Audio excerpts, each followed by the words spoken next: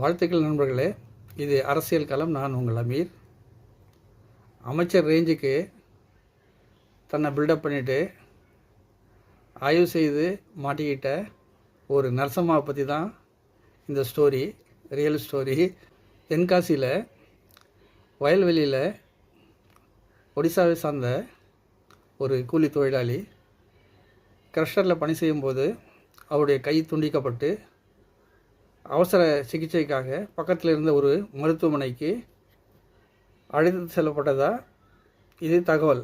அந்த துண்டிக்கப்பட்ட கையை பொருத்துவதற்கு வசதி இல்லாத காரணத்தினால பக்கத்தில் திருநெல்வேலி அங்கே இருக்கிற ஒரு பெரிய மருத்துவமனைக்கு கையை கழுவி ஒரு பிளாஸ்டிக் கவரில் போட்டு பதப்படுத்தி அதை அனுப்பியிருக்காங்க. அவசரத்தில் அந்த கையை சரி ஒட்ட வைக்கணும், சரி பண்ணணும்னு சொல்லிட்டு அந்த இதில் சீக்கிரமாக நேரம் இல்லாதனால, விரைந்து செயல்படுறதுனால, ரெண்டாவது அவ்வளவு அங்கே வசதிகள் இல்லாதனால அந்த கையில் சேறு சகதி, அந்த வயல் காட்டில் இருந்த நெல்மணிகள் இதெல்லாமே இருந்திருக்கு.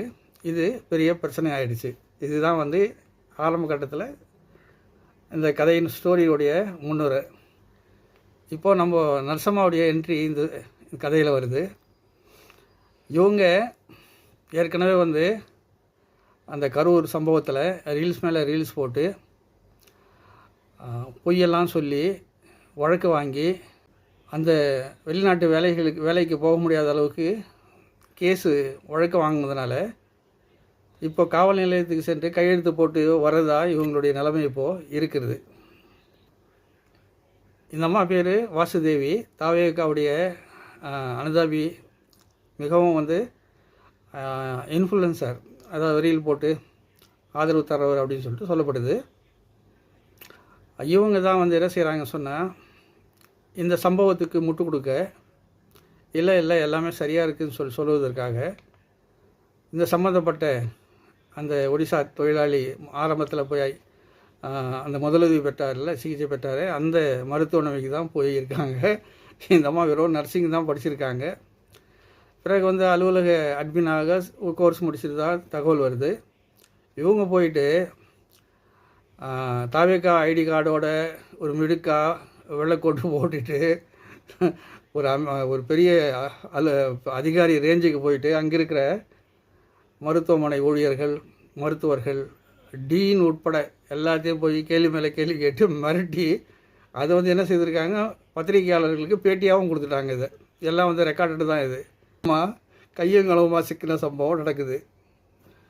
சரி, கோட்டு சூட்டு மாட்டிகிட்டு போனாங்களே, போய் எல்லாத்தையும் குழஞ்சி நோண்டி பெரிய அதிகாரி மாதிரி பண்ணாங்களே, அத்தோட விட்டுருந்தாங்கன்னா பரவாயில்ல. அதை ரீல்ஸாக வேறு போட்டு இவங்க போகிறது எல்லாமே அப்படி தான் பண்ணுறாங்க. தாவேகாவுடைய இந்த எம்எல்ஏக்கள் எங்கே போனாலும், டாஸ்மார்க் போனாலும் சரி தான், இல்லை அம்மா உணவு போனாலும் சரி தான், அதை ரீல்ஸாக எடுத்து அதை அப்படியே பப்ளிஷ் பண்ணுறது. இப்படியா இந்த அம்மா தனக்கு தானே குழி வெட்டிட்டாங்க, ஆதாரங்களை கொடுத்துட்டாங்க. இது சமூக வலைதளங்களில் கடுமையான விமர்சனத்துக்கு ஆளாச்சு. நெட்டிசன்கள் மத்தியில் பெரிய ஒரு கோபத்தை கிளறி விட்டுடுச்சு. உண்மையிலே இந்த ஆய்வு யார் செய்திருக்கணும்னா, அந்த பகுதியுடைய டாக்டர் கேஜி அருண்ராஜ் தான் அது பண்ணியிருக்கணும். அவர் தான் சுகாதாரத்துறைக்கும் மருத்துவ கல்வி குடும்ப நலத்துறைக்கும் அவர் பொறுப்பில் இருக்கிற அமைச்சர். அவர் இல்லை, அவருக்கு கீழே 2 எம்எல்ஏக்கள் வராங்க. ஒருத்தர் அந்த தென்காசின்னு சொன்னால் கலைக்கதிரவன் சொல்லிட்டு ஒரு எம்எல்ஏ, திமுக சார்ந்தவர்.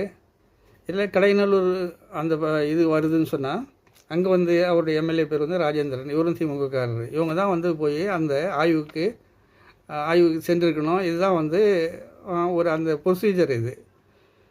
இவங்க மேலே இருக்கிற, நான் ஆரம்பத்தில் சொன்னேன், இந்த சுகாதாரத்துறை சார்ந்த டாக்டர் அருண்ராஜ், கேஜி அருண்ராஜ், அவங்க போயிருக்கணும். போய் அதை என்ன விசாரிச்சிருக்கணும், எல்லாம் பண்ணியிருக்கணும். இப்போ எல்லாம் பண்ணதுனால இது பேக் ஃபயர் ஆனதுனால பிரச்சனை போய் இப்போ இந்த அம்மா நரசம்மா என்ன சொல்கிறாங்கன்னு சொன்னால், நான் சும்மா போய் கலந்துரையாடல் பண்ண போனேன் அப்படின்னு சொல்கிறாங்க. முதல்ல ஆய்வு பண்ண போகணுன்னு சொல்லிட்டு பந்தாவாக பேட்டி கொடுத்துட்டாங்க. இப்போ என்ன சொல்கிறாங்கன்னு சொன்னால், நான் கலந்துரையாட போனேன் அப்படின்னு சொல்கிறாங்க. கலந்துரையாட போகிறதுக்கு நீங்கள் யார், இந்த கேள்வி இருக்குது. இது ஒரு பெரிய அஃபென்ஸ் தானே இது.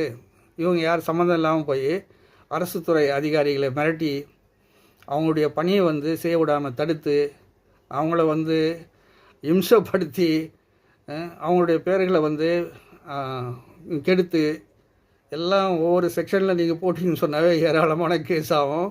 அமைச்சர் ரேஞ்சுக்கு தன்னையே கற்பனை பண்ணிவிட்டு இப்போ வாங்கி கட்டிகிட்டு இருக்கிற நரசம்மா கதை இது.